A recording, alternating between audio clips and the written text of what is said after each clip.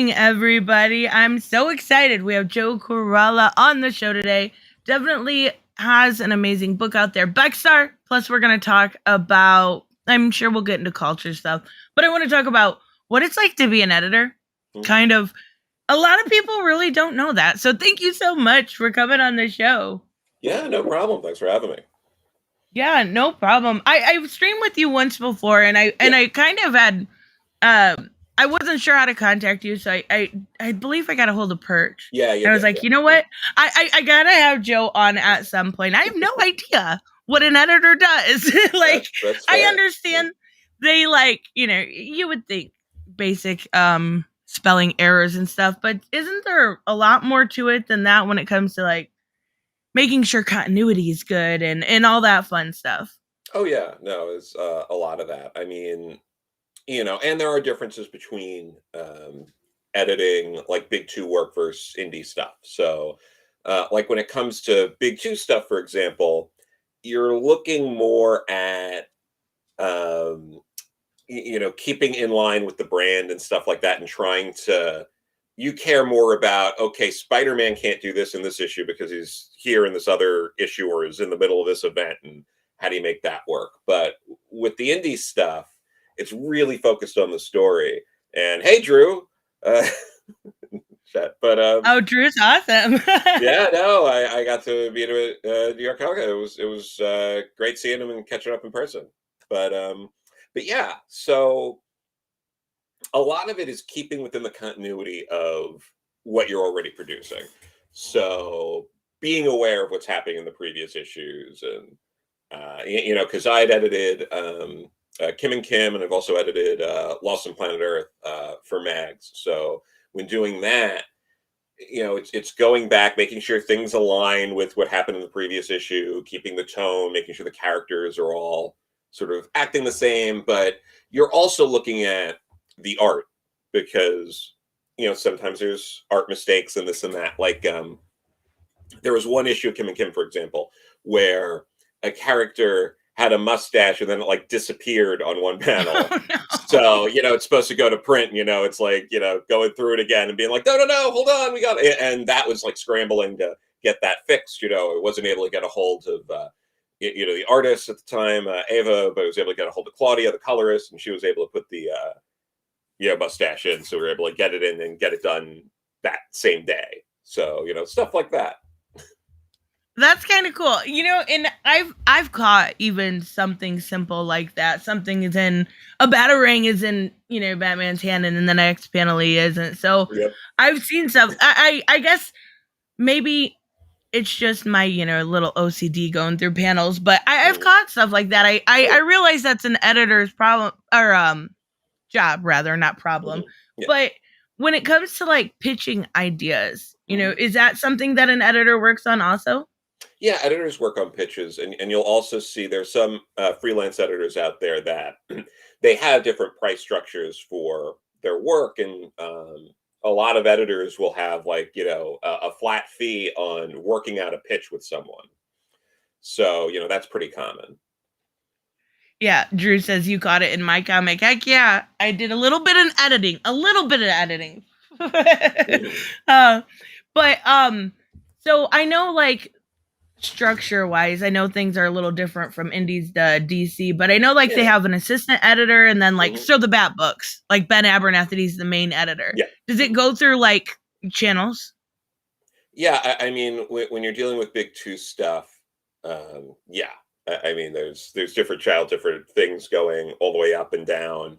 So there are. I mean, it can get really complicated really quickly, because you could also be dealing with a licensed property as well. So like if you're Phil Kane Johnson doing the Alien books at Marvel, like not only does everything have to go through your editors, but then it also has to go through the license holder. So you might get something where everything's set. Oh, let's let's make sure the color and the ship designs are all like this, looks perfect. It gets to the license holder, and then they reject the ship design or something like that. So that's a hypothetical. I'm not saying that happened to Phil Kane Johnson, but those are the kind of things that can happen. Yeah, that makes a lot of sense. And I know they'll be strict when it comes to what their characters can and cannot do, right? Yeah. When it comes to Batman, we've seen stuff rejected because or using like Holy Terror as an example. Yeah, that was Yeah. originally a Batman story Hmm. that was rejected.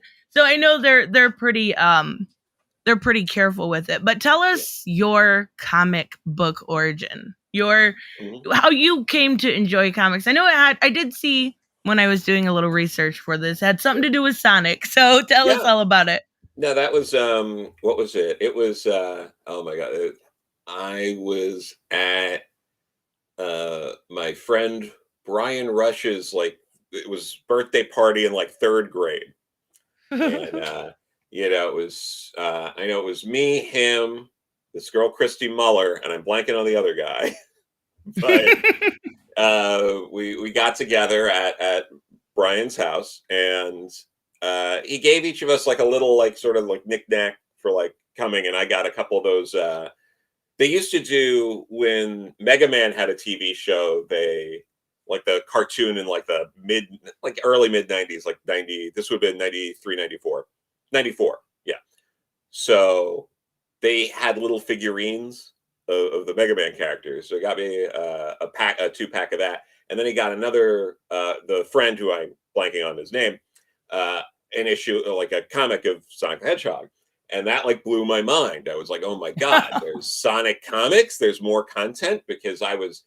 I would wake up early and play the video games. Sonic and Mega Man were the two things I was playing a lot at the time. But I get up early to play those games, and then uh, I'd watch the cartoons, and there were the two different Sonic cartoons that were both voiced by Janelle White, but were drastically different in tone. So I'd watch those, and that was like, oh man, they have these comics. So then I started getting into the comics. What was it? It was Kmart. It was with my mom. 3rd grade. Issue 28 of Sonic the Hedgehog came out, and that had a cover of like a Sonic who had beaten up the rest of the freedom fighters with like there's a screen with Dr. Robotnik in the background because he had like brainwashed Sonic.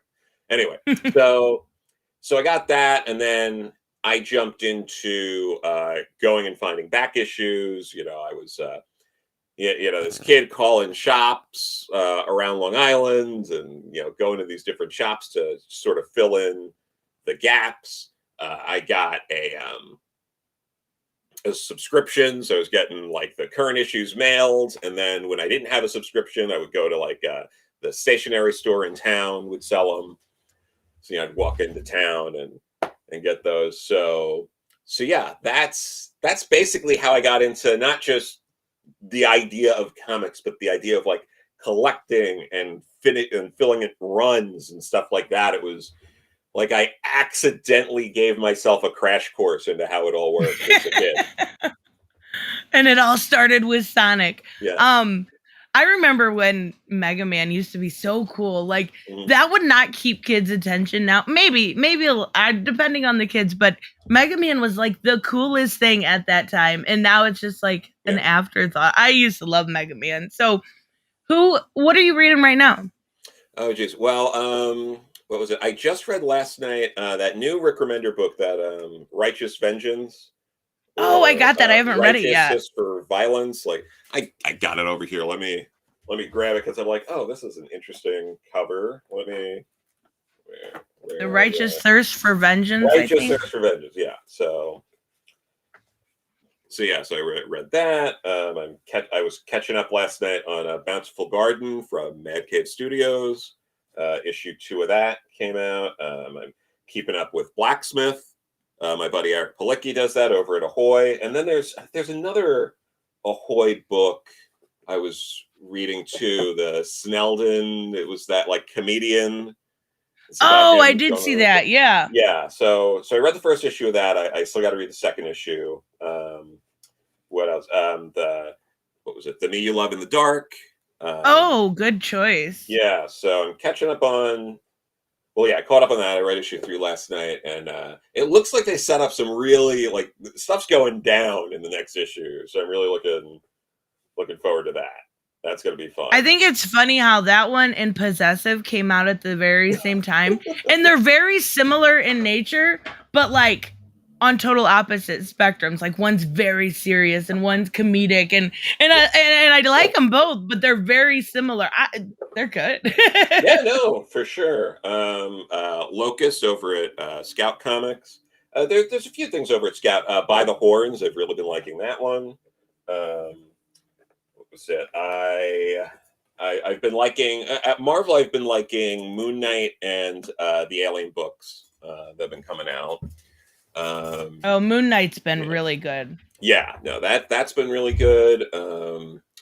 Trying to think, yeah, there's so many things, and then I just plowed I through. know. Was it Frontiersman? I read the first issue of that from Image, and that was a solid book. Yeah, I'm trying to think now with DC. I've been enjoying Justice League Last Ride, Green Oh Lantern. yeah. Um, I'm a little behind on Robin, but I was enjoying that. Batman Reptilian. Trying to think, yeah, like There's so decent many good amount. titles out right now. There is. Yeah, Anything. there's a lot. I think with DC, like I'm gonna be a little sad to see Ram V scale back his stuff because he's Mhm. so talented. I Absolutely. really like the new his Swamp Thing run. Like I love Yeah. Swamp Thing anyway. Yeah. And to see him give a different take on it with a different avatar, I love it. I do. It's so good. Yeah. No, Uh, absolutely. And he's really great. He's just a great guy on top of all he's so that. So nice. yeah. So when it comes to Beckstar, Mhm. now I haven't got a chance to read it. I'll be right up front. I You're got them good. all this morning on Comixology, and I'm Oh, like, there's thank no way. you. Very nice. I was like, there's no way I'm gonna have time though, so I'm just gonna tell him. But No, you're fine. I do know. So I watched Comic Book University, who I love. He's great. Mhm. He did a review on it, and he Yeah. was talking about how you made these characters strong female characters, but without having Mhm. to say it. What is Sure. it like trying to write that type of character in our political climate? I guess is the best way to put it. I think the best way to do it is just not overthink it. Just do it. I think what comes across in a lot of books is the overthinking because it feels like it feels like a lot of times I don't know, there's this weird and tell me if you get this feeling too, but like it's not even like political or anything like that, but like you're reading some of these books and sometimes it all blends together and it's just like there's just people being jerks and on their phones all the time and it's like I live that life and that's everyone around. Yeah. Why am I like, ooh, let me escape being around a bunch of jerks on their phone by reading a comic with a bunch of jerks on their phone? It's it's really weird. But yeah, a lot of that for me was like going into it, not overthinking it, just being like, just tell the story. There's nothing about these characters like they all have their own personalities and nothing about like if you changed their gender or their gender identity or anything like that, I think they still work because it's not Right. really about that. It's just about these are the characters and they just so happen to be this kind of thing. Because the other part of it too is they're all aliens. Yeah, basically, because none of them are. There's no Earth. Yeah. It's just a space adventure. So, part of that too is there's no. You don't have to like anchor yourself into being like, ooh, I have to discuss a certain, culture or way of life because it would be different in this sci-fi world anyway. Right. And it's kind of like a from my understanding, I Mhm. guess would be like sci-fi meets Final Fantasy, right? Like Yeah, that something works. very a little bit different but like still awesome at the same time. You have three main characters, right?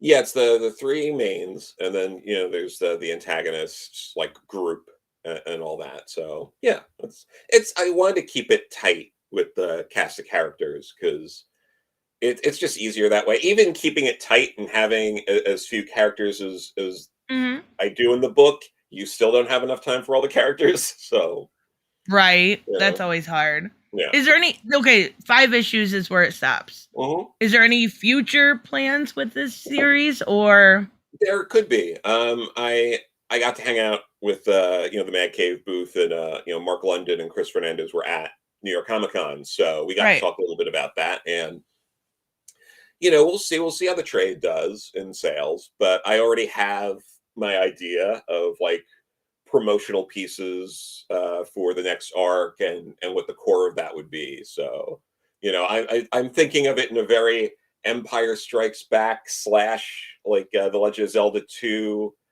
Link's Adventure kind of way. That's awesome. Um, I know. Okay, you were the editor on Deadbeats, correct? Hmm. With Okay. Eric Pilicki, yeah. Mhm. Okay. So what is the difference between editing a anthology like that and then a book like something with Kim and Kim? Is it Sure. harder? In some ways, because I mean, it's hurting cats always in comics, and when you're doing something on like Kim and Kim or Lost on Planet Earth, where you're dealing with 3 or 4 creatives, your writer, artist, colorist, letterer, and in Mhm. some cases, you might be dealing with another person like a co-writer or something like that. So dealing with like 4 people on top of the publisher and other aspects of that. So, really just a handful of cats you're hurting. But with an anthology, it's like, oh, it's that times 10. So, Oh no. because you're coordinating. I mean, we did, over 20 stories in both books. So you hit, 50 creatives or more pretty quickly when you're working like that. So yeah, it's a lot of coordination. It's a lot of keeping people on task when you're doing something like that. We didn't do open submissions. Eric and I like curated a group in both uh, Deadbeats and Deadbeats 2 London Calling of just people we wanted to work with. And we were very lucky that like I think over 90% of the people we asked were able to do it, if not more. Like I think everyone more or less that we asked for the first volume. And then it was a little less this time. I think maybe like 3 or 4 writers we weren't able to get, but some of the people Right. we didn't get last time, like Lila Sturgis, we were able to get this time. So that was great, and the big people we wanted to get, we got. We got Ron Mars, we got Bill Lobes. Mhm. Nancy Collins was someone we wanted to get. So a lot of those people all sort of worked out, but yeah, a lot of it is you're curating it so you kind of know what stories or what kind of stories you're going to get.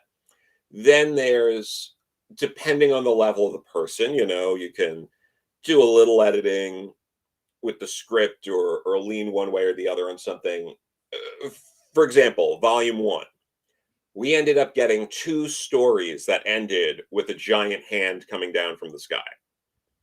And we were like, that's too much for one book. Like, Right. so the second script that came in with that, we had to be like, we're really sorry, but you're gonna have to adjust the ending here because that's too much. You can let stories kind of get close to a point, but some of those kind of visuals, it's like, no, that's you can't do the same beat as the ending to that extent. So it's like keeping that kind of stuff in mind. That makes sense. That Yeah. that would it would seem like it would be a lot because you've got a lot of people to work with instead of Yeah. just a few. Oh yeah. What was it like working with Mags on both of those? I know there was the Mhm. exclusive to Comixology, Yeah, and the trade's out Kim and now Kim. for Lost on Planet Earth, so which is Yeah. nice. I have my comps of that trade, so it came out nice. But and it's nice to have a Dark Horse credit. So, but working on that stuff, I first met Mags before Kim and Kim. I remember being with like her and like David Gallagher and Fabian Lille, who is still an up and comer. He's done a couple of things at like Black Mask and whatnot since then. But being at one of those like not at Comic Con kind of bar meetups in New York while San Diego was going on, Mhm. and then I got to spend more time with Mags. This was like 2016 Pride. We ended up both doing a signing because I was self-publishing a comic called Saturn's Call at the time, And we were both signing outside of Carmine Street Comics in Manhattan. And then, we got talking and stuff like that, and kept in touch. And what was it? Then we started just like, we ended up hitting it off. We have a lot of similar interests in like movies and stuff like that. So we had movie nights. And I had this anthology, Mine, to benefit Planned Parenthood, I was co-editing with my friend Molly Jackson. So I ended up reaching out to her, asking her if she wanted to write something, and she was interested. So I ended up lining up Brian Talbot, a legend in the industry. The Tale of One Bad Rat is a favorite of mine, but he's also worked on Batman, Sandman, stuff Right. like that. And I talked to him, and he was like, "If you can find me a writer, I can do a 2-pager." So I was like, "Oh, Mags, you want to work with Brian Talbot? Do a 2-pager." Right. So we made that happen. And then after that, they were starting up Kim and Kim Volume 3. But there had been a gap between volumes 2 and 3. There was a gap between volumes 1 and 2 as well. So when they went to start Kim and Kim again, Katie Rex, who had been the previous editor, her schedule wasn't amenable to that. Like, she just was not available.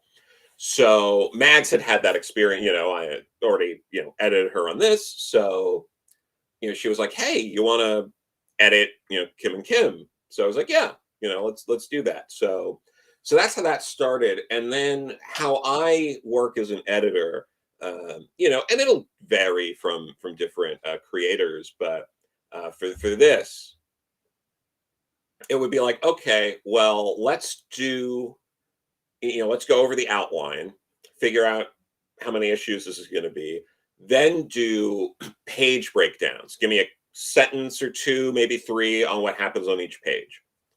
It's a lot easier to make those fixes before it goes to full script. Oh, yeah. So, she would send me that. And then if I was like, "Oh, like it's much easier then." And also, you're not as personally invested at that point.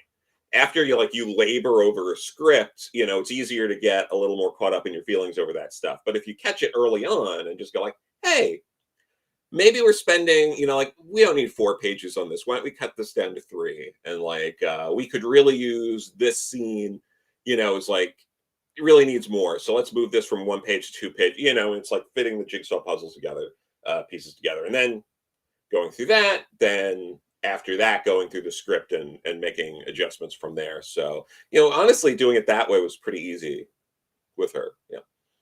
Yeah, it seems like that would work out better. I do have a question for you, Sure. or a couple questions. Mhm. Can you ask Joe how much direction he gives to Lorenzo? I know that process can Sure. vary widely given the project.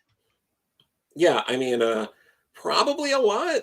I tend to write pretty detailed panel breakdowns and descriptions. So like, I usually go like, okay, this person's standing here, this person's here. I try to make it clear so you can. I'm always conscious of the letterer and where the wording's going to go. So I try to, in the script, build that in to be like, make sure this person's here because they're talking first. And so I'll put all that in. I put where all the panels go. And Lorenzo follows to such a point that in the first issue, there's the scene. It was one of the promo images that was being sent out where Paprika shoots a guy through the head. I actually, in the script, meant to say this panel was supposed to be on like the left, but then I accidentally put like right or center. So like, he actually followed it exactly and drew it like that. And then it ended up looking great. Oh And I my was like, "Oh, goodness. great. I meant to do that." But yeah, I definitely, I put everything in with that. But there were a few times where Lorenzo's like, "Do you mind if I change this layout because I think it'll work better like this?" And I always say yes. Unless an artist's suggestion goes against like something that I really need to happen, I'm pretty amenable to all of that because it's really important for me for everyone on the team to be enjoying themselves and getting something out of it as well. So, I'm always open to that kind of stuff, and I think it's important to pick your battles with these sort of things. Oh yeah. So, unless it's egregious, I'm going to be like, oh no, that's fine. Yeah, that makes a lot of sense. I have a whole new respect for editors. I had Mhm. no idea. I mean, I knew the general basis, but I had no idea how much you guys actually did. Like there's just an insane amount. So, what is your favorite character to write, and then what would you want to write, Oh, given the geez. chance? No, for sure. Favorite characters are like it's tough. I've really enjoyed writing Beck Star, as a character. And Sally was always really fun to write. Might be Sally in that book. Um, but characters I'd like to write, there's a lot. I've been a big Doom Patrol fan for a while, getting to write characters like Robot Man and Dorothy, characters like that would be really great. Legion of Superheroes, I'm a big fan of them. Getting to write, Cosmic Boy, Lightning Lad, Saturn Girl, Oh yeah. Mon-El, all of them. Superman. I love Superman. Captain America would be a big one for me. Oh yeah. I'm a big Captain America mark. I even, no joke, I saw that cartoonist kayfabe video the other day of them going over the Folio Society Mhm. hardcover, and it was too much money, and I still ordered it because I was just like, I have to get that. I have to have it. Oh my That gosh. and I did it with that, and I did it when they went over Absolute Batman Year One. I also was like, God damn it! All right, I'm going to buy this book again, I guess. But you know, but yeah, Cap is definitely my biggest get in terms of like DC, not DC, Marvel, but with DC, definitely, Superman, Legion, Doom Patrol, a lot of the offshoot wacky characters. Like I'd love to write Brother Power the Geek.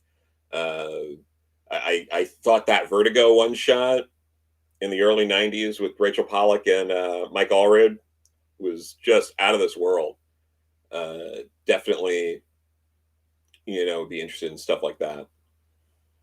Oh yeah. I love how they're talking in the comments about the pitches that you and Perch do a lot of the time.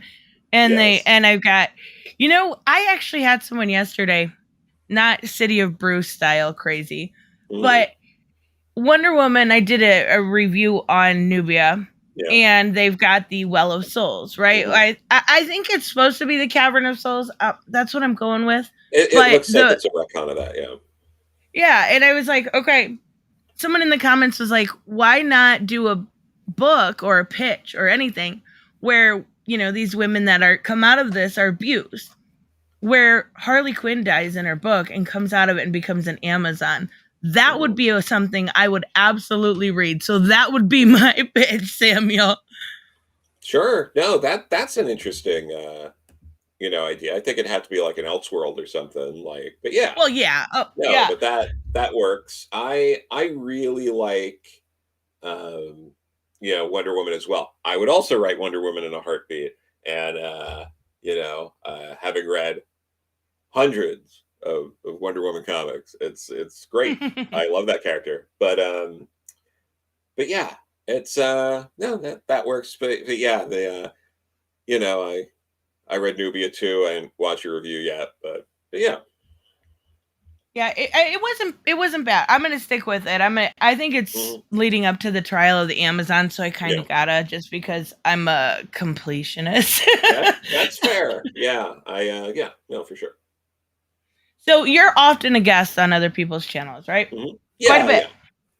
Why Yeah. don't you ever start? Have you ever thought about starting your own channel and doing something similar? I mean, the ideas, cross my mind here and there, but I end up being busy doing, writing and editing comics and doing some other things, and then it's like, oh my god, on top of all this, to then have to like add hours of editing and other things, I'm like, I don't know if I Right. can, if that'd be a good idea, but but no, maybe at some point, but probably not for a while. Yeah, it is, but then you get to the point after a few months where you just edit in like barely anything and you're just like, all right, put it together, no editing, goodbye. Yeah. So who is your dream artist to work with? Oh my god, there are so many. I'm definitely a big fan of, Mike and Laura Allred. I'm a big Paul Pope fan. Um, Gee, there's some other ones that are also, like obvious, like duh, of course, like Walt Simonson or something like that. Of course, Right. I would at the, absolutely. There are people I wish I could have worked with, like Howard Cruz, but he's unfortunately passed away. I had wanted to collaborate with him on something, but in terms of like attainable people to work with, um, as well, like Richard Case. I adore Richard Yeah. Case's work. Doom Patrol, like I was saying before, is one of my absolute favorites. It would be wonderful to get to work with him. And in terms of people who are alive, that there's absolutely no shot in hell ever of getting to work with, would be like a Brian Boland. But Oh yeah. Oh god, yeah. Or George Perez. oh yeah, no, for sure. I mean, definitely. But Jill Thompson, that'd be great. Jill Thompson or Colleen Doran are two people I'd Oh absolutely love yeah. to work with. Those are yeah, I George Perez for me, Mhm. because his was my introduction to Wonder Woman, is always going to be someone I look up to, and I think I know he's retired at this point, kind Yeah. of doing a little bit, but he's such an amazing artist. There's so many good artists still out there though. But Oh, for sure. so I came across your an article from 2015, Okay. and it I did talked a few about, for Comics Mix, right? Is that where it is? yeah, I think Cool. so. It was about bi erasure. I was actually Hmm. doing a video about it. Oh, nice. So since 2015, a lot of it's become really political. Hmm. I I I I get it, but I don't get it. Sometimes it confuses me why, I'm Sure. sorry, my cats are going insane. Why sexuality is political at all. But even Hmm. so, you talked Yeah. about representation. I Hmm. kind of wanted to see what your idea was on it. Do you think we're at the point Sure. where it's fair in comics, or do you think there's still a lot of work to be done? Yeah. No, I think I don't know. It's one of those things where it's like I do think there's a lot of work to be done. That said, I don't necessarily think the work being done now is the right work, if that makes Right. sense. And this is something I touched on when talking with Perch about some of the John Kent stuff recently, and Mhm. I may have mentioned this with Tim Drake as well. Like, and this directly ties into bi erasure. Is why does like if you're making this character bisexual, why does Tim have to not be with, someone like Stephanie Right. to be bi? That's part of the erasure kind of it's an element of bi erasure where it's like, oh, we can only say this person's bi if they're actively dating and courting someone of the same sex. And that's I hate that. Yeah. I mean, I know plenty of bisexual people who have that's just how they identify, but they're not with someone of the same sex. It's Right. like it's okay. It's And normal. so yeah, so I think it's like some level of overthinking and issues like that, but I do think it's erasing. There's a level of erasure with that, and there's a level of reinforcing some of these ideas that you don't get to be bi unless I'm literally watching you making out with someone of the same sex. And that's like, that's bad. I don't think people realize necessarily how bad that is, but that's a bad mindset. And it's not something we should be reinforcing. And yeah, I don't get that. John Kent can be bi without dating a guy. So I don't know why they do it like that. But then it's very the thing with all of that ends up turning into something that feels cynical because that's what's getting Yeah. headlines. Yep. And that's such a like that kills me. Especially because we've seen over and over again these headlines getting into the New York Times and this and that, or getting on CNN doesn't equal sales. Right. We've seen that with like what was it, the comic book Alters a few years ago, with the trans superhero Chalice over at Aftershock. And this is not to disparage anyone at Aftershock or Paul Jenkins or anyone else who worked on that book, but it's like, okay, they got New York's Times coverage.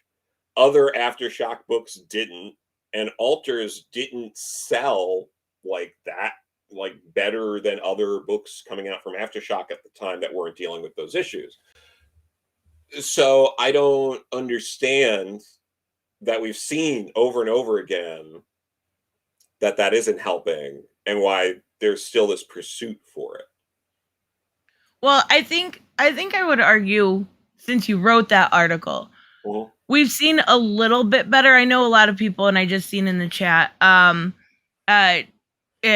Robert right here, does Joe think that bi equals gay in comics? And I would argue that, thank you, Robert, by the way. Yeah. I would argue that it's getting better. We see Mhm. characters like Harley Quinn, right? We just Yeah. saw her. She's faded, I guess you could say, with Ivy. But we just saw her with Booster Gold. We just saw, even in this show, we saw Ivy, who's also bi, with Kite Man. And Yeah. then, when it comes to Constantine, in the Tom Taylor, the Black Label book, he Yeah. was sleeping around with Lucifer, but now in Justice League Dark, he's with Zatanna. So it's gotten Yeah. better. Mhm. But I think a lot of the problem is calling so many female characters bi, and then just, Selina's bi, but she's always going to be with Catwoman. I mean, she's always going to be Yeah. with Batman. Yeah. Wonder Woman's bi, but she's always going to be with Steve. I think that waters down Mhm. actual representation. Sure, I get that. I think that stuff isn't as bad when it's just more out there and you don't have these things really hyper focusing on these issues like in the news and all that, because you also have this awkward bit where they're continuing the Pride trade dress in the corner box with some of the books, Oh yeah, I seen that. but not with other books that also have queer characters in it. It's Yeah, weird. like it's on Jackson Hyde's book, but it's not on Catwoman's book. Yeah, exactly. So it's like, are you trying to say that Catwoman isn't bi enough? Like, like that's where like this is where a lot of this stuff falls apart. Same thing with Wonder Woman. Wonder Woman, I think, could be argued as the highest profile, bi queer character that DC has, Yeah. but she's not in the Pride anthology, and she would have been the biggest like character in that anthology. So Yep. again, it's all very weird and very like, oh, there's so much overthinking instead of just doing And it. there's so And much. It feels so corporate. absolutely, yeah. Yeah, and I don't think necessarily they use those characters to the. I mean, I guess for some of it they do, but a lot of it just feels like with Tim Drake. I don't even know, like, he came out bi, but it was one date. So is he just experimenting? And then it feels weird because right after that we have John Kent, which I think is smart. And I've said that all along. He's Sure. a blank slate. We didn't know he was a kid, right? Sure. But it feels very much so like it's done for headlines and not for telling a good story. And I think Tom Taylor can tell a good story. Absolutely. Sure. I No, I don't know if there's a cynic in me. no, I get it, and I enjoy a bunch of stuff that Tom Taylor's done. I liked him on Suicide Squad. I'm liking his Nightwing enough. Like he's doing fine. So yeah, this with the John Kent stuff, I'm a little less into it just the way they've been doing it. But that said, I think exactly like what you were saying, like having John Kent be by, that's fine. I think it's a lot of the issues are also like the timing. Again, as someone who likes Tim Drake as a character, to have Tim Drake get like a partial spotlight for a second and then to take it away again, Yeah. that was annoying. And also, it's like you could have had National Coming Out Day be about Tim Drake because it's like I don't know if you guys know how coming out works, but Tim hasn't actually come out yet. Yes, exactly. It You was could, one date. yeah, you could have made it about Tim Drake and been like, oh, like for National Coming Out Day, we're going to bring the spotlight back on Tim. And in the coming months or over the next year, we're going to watch Tim's journey as, he comes out while also, fighting crime and getting into hijinks. Like, do that. But no, it like, so the timing and the coordination feels off here. Yeah, and it feels very weird to use someone like sexuality for clout. Like it's just weird to me. I get that Yeah. pandering is done, but it feels wrong. It just does. There's that, and again, I'm not trying to be creepy here or anything, but it is weird that we saw so many like news articles and people like on TV talking or doing other things, talking about John Kent being bi and talking about him in like as this like attractive guy or something, and it's like he's not only fictional, but he's a fictional 17-year-old. Yes. Can Can you we? imagine if it was a female? Yes. It would have been seen as creepy. Why is that double standard is so weird? He's a child essentially. Like Yeah, it's like, he is. ooh, can we? Oh. No, yeah. Let's make this a little less weird, please. Anybody? Yeah, no. Like, can he at least be not a teenager? Can we at least do that? That would be great. Like you already aged him up. Why not just say he's 19 or like it wouldn't have been that hard to coordinate. Come on now. And then you've got and again, I feel like I have to preface it. I like Tom Taylor's work. I actually really enjoyed this Son of Kal-El 4. I thought it was really good. But it feels like he's like basking in it. Like I don't know. Yeah, Again, it could be the cynic in me. It's like he loves it. He loves the attention. Yeah, there could be that, but there's a lot of people in comics like that, and he's not the worst. So yeah, that's very true. And there's a lot of just people like that. Let's be real. There absolutely are. Yes.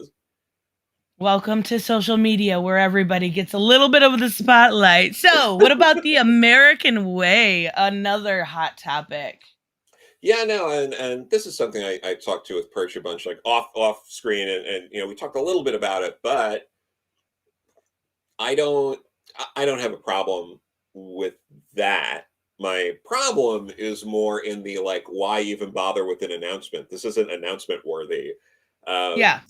Having read, several hundred Superman comics at this point, it's never been important in the comics. It's not like the things it's clobbering time. It's not like a thing that comes up all the time. And there's just the reality that, this is a global brand at this point. Mm-hmm. And in the comics, he's been dealing with a lot more global threats, multiversal threats. Yeah. reality threats. So changing that, I don't really care. Truth, justice, and as long as it's something that's not like insidious, whatever. But that said, like there's also characters like Captain America where it's like, oh no, he better still stand for America. That's his whole character. Exactly. Like, so Kane. like, yeah. Whereas, yeah, with Superman, I'm more amenable to that. I don't think that's a problem. And yeah, I wouldn't have cared if they didn't change it. That's fine too. I just think it's very weird that people are either celebrating or getting that upset over it when it's like, when's the last time you read a comic where Superman himself is standing there saying, I stand for truth, justice, and the American way? It's been a very long time. Yeah, I Yeah, mean, maybe in Tom, I know Tom King pointed one out, and I know in Jean Louis Yang he did Truth, Justice, and Tolerance, but that was like a multiversal one. But it's not like yeah, he busts through the door and that's the first thing he says.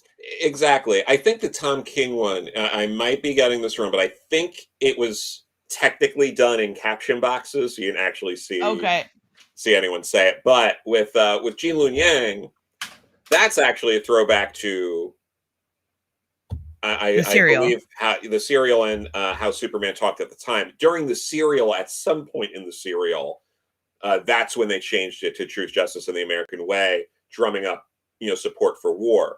So I think Jean Lun Yang was referencing that like the slogan before they updated it, which makes sense. Yeah, yeah, and I did a history video on it, kind of looking into it, and it was like during that time period, it was only 2 years when it was actually True Justice in the American Way, and they had changed it multiple times, Yeah, and it wasn't something used. I mean, at least we're not getting something like you said, super creepy, Truth, Justice, and I'm watching you. Like, yeah, no, exactly, like Superman Returns. But no, I mean it's yeah, it's I think what was it? They would say that in like the intro or like the George Reeves Superman, yes, and yep, Christopher Reeve said it, I think, a couple once or twice in the movies. Like yep. it's not this like it's not with great power comes great responsibility. Like it was never That's a something like that, yes. you know? And But it's funny because you see all this Dean Kane stuff, and when I was looking it up, he never said it. Like I yeah. could never, I looked through everything. He's talking about, this is bad for America, da da da. He never even said it. I'm like, okay, I feel like I'm a crazy person right now because he had to have. I looked for hours, I couldn't find it. Oh my god, I yeah. I find it very like okay, mildly hypocritical, but again, Oh, welcome to sure. the internet. No, it's funny too because like I don't know, there's a lot of people that like seem to like enjoy dunking on Dean Kane, and it's this weird like, what is your life that you're like, I can't wait for Dean Kane to tweet something so I can say something snarky in a quote tweet. It's like, why do you care that much? He's Dean Kane. It's like he's a working actor. I've probably watched more things with Dean Kane in it than most people because I've watched a lot of those like Lifetime and Hallmark movies, like those made for TV Oh movies my where he shows gosh. up in. I'm a sucker for Christmas movies, so I've seen all of those dumb movies where it's like Dean Kane plays a lawyer who's taking Santa to court, and like I have seen all of those. Oh my gosh. That's Like so funny. I'm a sucker for cheesy, stupid Christmas movies. Or there was one with him and Melissa Joan Hart, and they're like rival like news anchors that are trying to get the big gig, and also Christmas is coming up, Oh and my gosh. you Melissa know Joan Hart, that's a name I haven't heard in forever. Melissa Joan Hart, like also another Dean Kane Melissa Joan Hart connection is Dean Kane is in the first God's Not Dead movie. And then Melissa Joan Hart is in God's Not Dead too.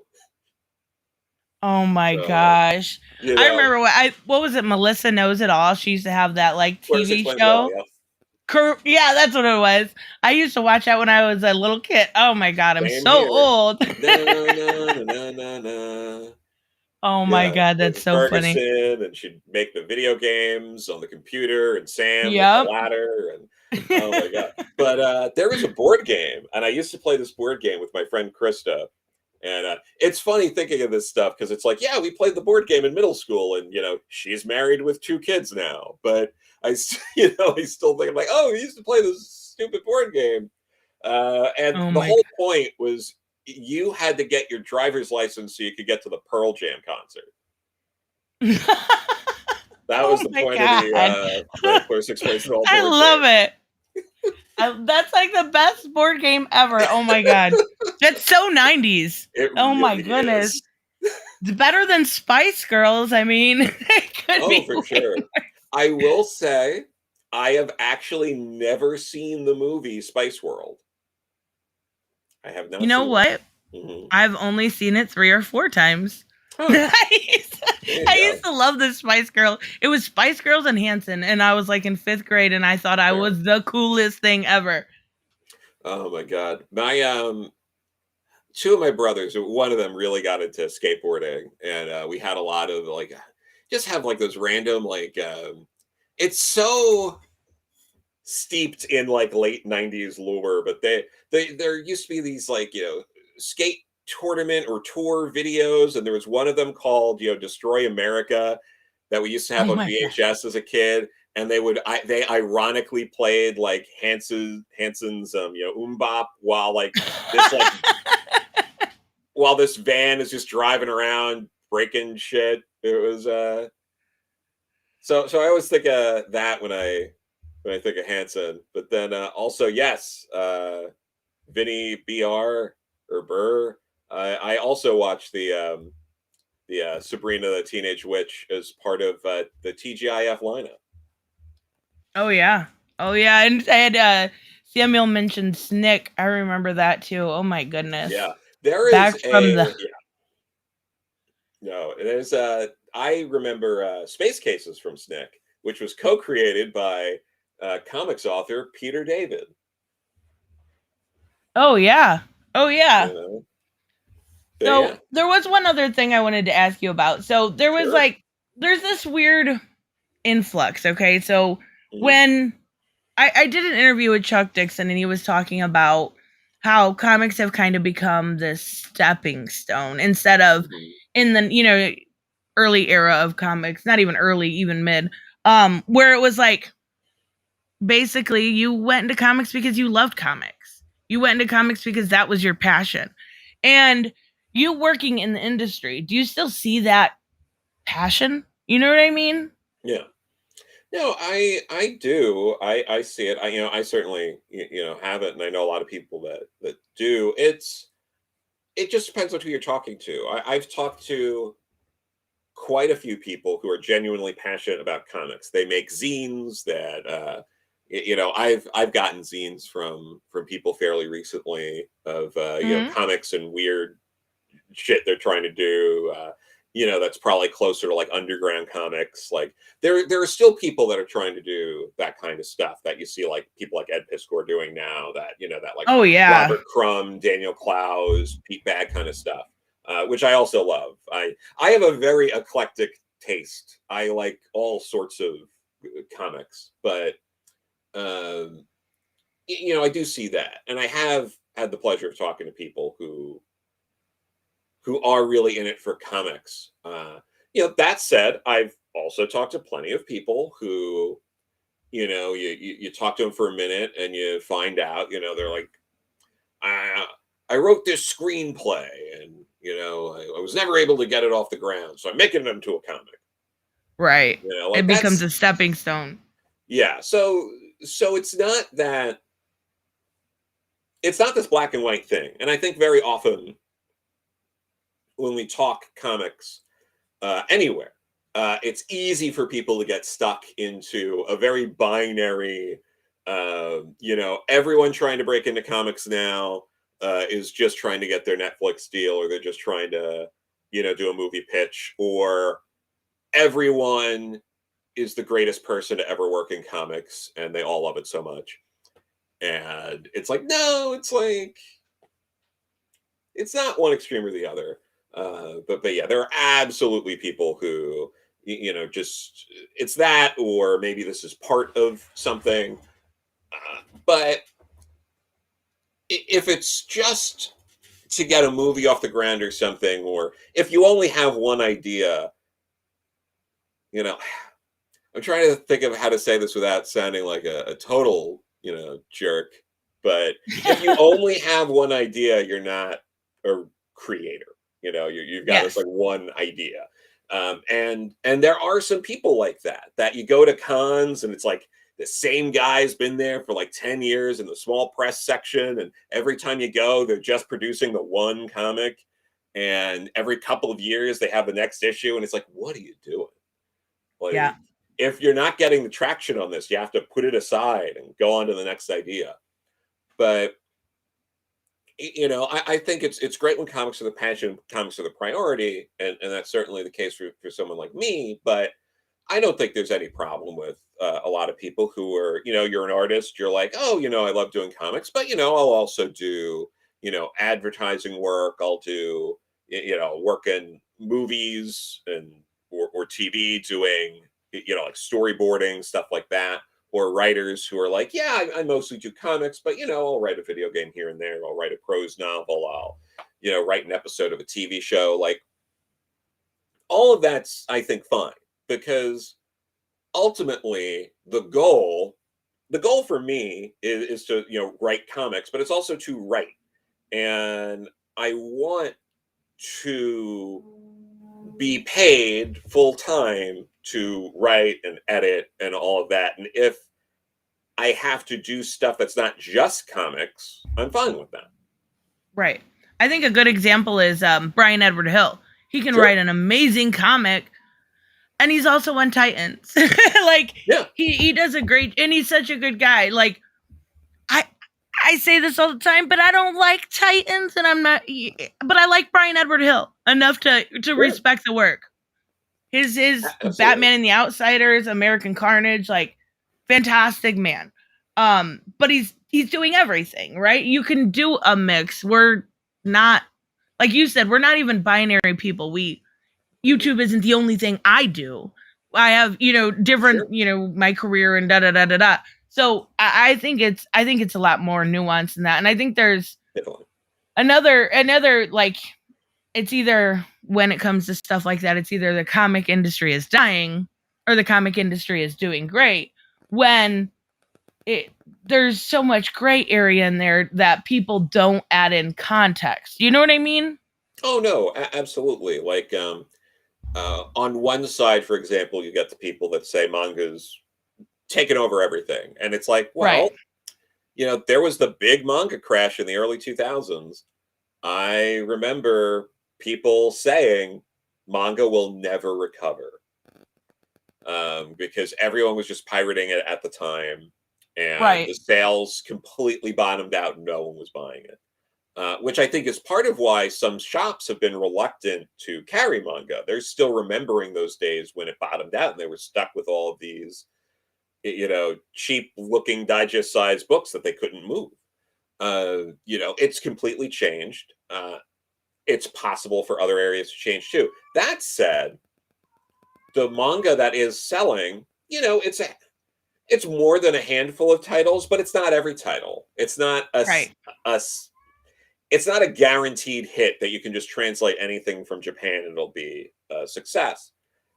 That said, another argument you hear is, oh my God, like YA books, it's like printing money. Like everyone just buys up YA books, any YA book. And very similarly to that, it's not every YA book. There Right. are certain people, Raina Telgemeier, Dave Pilkey, the Babysitters Club books. If you took out all the books from those two authors in the Babysitter Club books from Scholastic's catalog, they crater really quickly. Oh Like, yeah. those are the backbones. Like that's the support for, the YA. But you'll also see that from people being like, oh man, got to get that YA money, and do that. And I'm not discouraging people to not take the money. Take the money.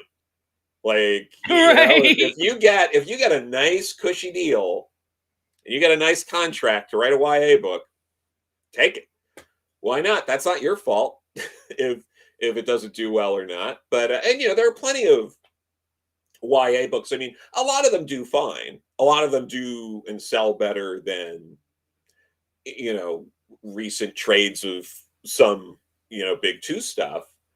But yeah, it's not like there's just so much overhype, you know, like the way some people talk about it. It's like, oh, if you're doing a YA book, you know, you can go buy a solid gold Lamborghini and walk around in a Oh my solid goodness. gold tuxedo. You know, it's like, you know, no, it's not quite like that, but yeah, it's there. There's a bit too much with that kind of stuff. It's like let's all come down a little bit. It's like some manga does gangbusters, some YA does gangbusters, some big two stuff does gangbusters. Right. You know, I mean, you know, people will talk about that and say like, "Oh, comics is done," but look at this, you know, manga and YA stuff. It's like, yeah, but yeah, not for nothing. Watchmen and The Dark Knight Returns, not just to name two books, still sell insane numbers over 30 years, like basically 35 years after they came out. That's pretty impressive. Oh yeah. Then that'll still sell. Like, um, and not only that, but like when it comes to the manga, we're basically getting like the best of the best, from my understanding. Like, Yeah, we're no, getting for sure. the best of the best from Japan, right? Yeah, you're getting the best of the best, or you're getting stuff that they determined, like, oh, maybe this didn't resonate here in Japan, but we've tested out, we've looked into it, and we think this will do well in America. You know, so yeah, like that, they have their own sort of audience to test things out on before they send it here, just like we do. But we're, you know, we're getting that stuff, the American comics first, and then they decide what should get What they put out. translated to, you know, and go other places. But there are also amazing like European graphic novels. There are quite a few French graphic novels that are just outstanding. You know, Beautiful Darkness and Satania are two of my favorites. Epileptic is another French graphic novel I really love. I think So, Monolith was I think that's French too, and that I mhm, absolutely fell in love with. Like, right, there's so much good art around the world. It's not just it's not just yeah, a Western comics versus manga. Like, absolutely, there's and then I think a huge part of it is that captivation of that younger crowd, right? You yeah, sell slime, you're gonna make a lot of money. Like, mhm, you sell something to kids, you're gonna make a lot of money. And yeah. unfortunately for the big two, they've lost a lot of that. They grew up with their audience. Yeah, I think DC is in a decent spot with things like Teen Titans Go, and they've Mm-hmm. found a few things in their YA line. Anything Titans related, for the most part, and Primer and a few other things are selling really well for them. So there is hope. There are things they can do with that. I think DC, you know, like Marvel has a few things in their favor. I think these Scholastic books are going to really help. You Yeah. know, I was looking over it on Amazon and used the sales calculator and all that to see that the Miles Morales Scholastic book that came out a few months ago is still selling insane numbers. You know, I believe it's, the last time I checked, it was like number 1,616, something around that, in all of books. Like Wow, that's big. that's big. Like that's like the runaway hit from the three Scholastic books that came out from Marvel. The other ones are selling fine, but that one's like, that's going to be a runaway hit. Like they might really have something on their hands with Miles Morales and focusing in on that YA market with him. And I think between him and, you know, Moon Girl Devil Dinosaur, Marvel can really do something with, you know, these YA comics, and there's also stuff you could do, I think, with Young Avengers, depending on how they do it. It blows my mind that they haven't tried to package a YA line with the Young Avengers, because I feel Yeah, like, that would be smart. yeah,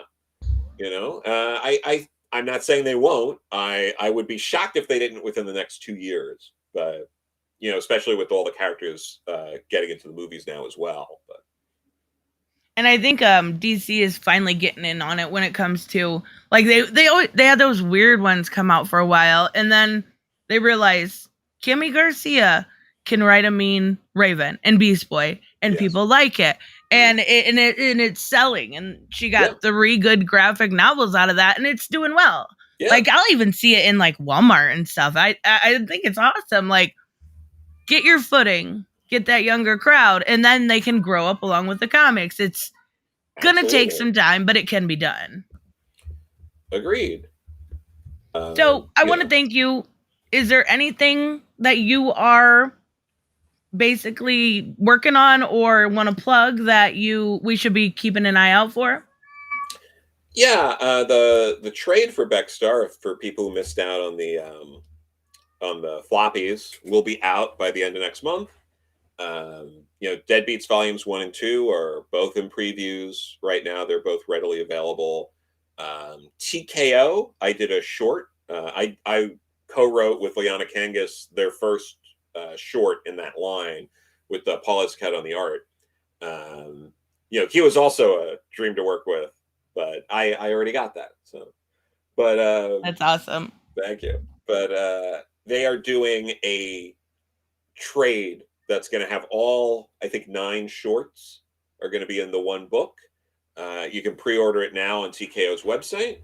If Okay. you want, there's also stories in it by, I believe, Michael Marici, Steve Orlando, Steve Fox, and a bunch of other people I really love. Alex Packnadel, I think, has a story in there. So, it's definitely, I think it's worth checking out. I think they did a lot of good, interesting stuff in there, and there's a lot of real top-notch art in that book as well. So, I think people should check that out too. Awesome. I will put, after the stream ends, I'll put the TKO website in the description so everyone can come back and check it out, Oh, thank you. and put the links and all that fun stuff. But thank you. You get Infamy or Death said he loves loved Beckstar. So you're getting high Thank you so praise much. because he hates everything I review. So that's good. Well, thank Oh, you. but thank I you always so appreciate that. much for joining me. I really appreciate it. I No problem. This appreciate was your fun. time. Yeah, Thank absolutely. you. Thank you. Thanks guys for stopping by. I'll see you next time. Bye-bye. Thanks.